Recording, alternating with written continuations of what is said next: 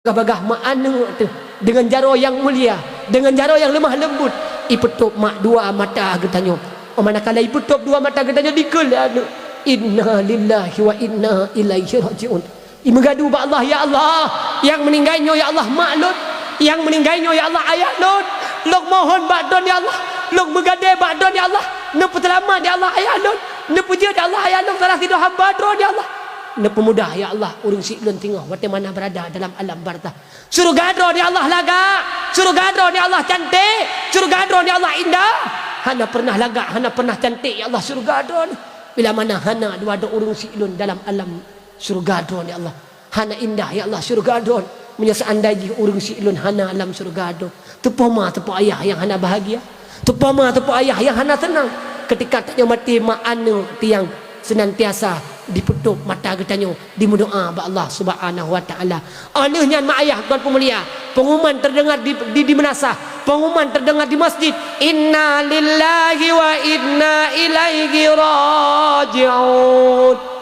Telah berpulang ke rahmatullah Pulan bin Pulin, bedah urang gampong ngeja urmo, yang batenda yang bakuruti urang kabeh ba halaman rumah. Bedah dia anak bunda mak ayah tuan pemulia. Lagi bagah-bagah yang merempak ngedeku imum. Tungku imum lo kena mengadai badan tungku imum lo kena mohon badan tungku imum. Yang meninggalnya tungku imum ayah Lut. Yang meninggalnya tungku imum mak Lut.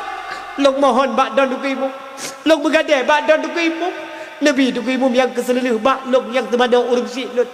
Tinggal lo jamun urung si Lut luar biasa kita yang kena.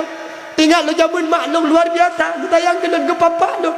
Getemano lo dengan lemah lembut. Urung si lon ya agam kadang memang hantam pernah getemano lo, tapi hantam pernah lem wate taah lo kena jak sikula dengan jaro dia lemah lembut gepat sopeng lambep lo sehingga long uronyo rayu duhai ya Allah, duhai tuku imum harapan daripada drone bak uronyo lo mohon nabi long yang semano urung si lon yang terakhir kali ibadah mak liana itemano getanyo mak ismano getanyo ayah tepama tepa ayah yang hana bahagia, sepama tepa ayah yang hana senang, yang temano getanyo seluruh mak anu tu kiranya nak air batu buh getanyo hana kali pegah baur lain dan punya beningat ke uru-uru ya temano manyet harum mak dah pegah air pegah baur lain, apalagi getanyo sambil-sambil temano hanjut kelap-kelap mata hanjut pegah-pegah air. Tapi bagaimana kalau misal yang temano getanyo mak anu tu ada pina air mak hidup dah itemano getanyo mak dengan lemah lembut.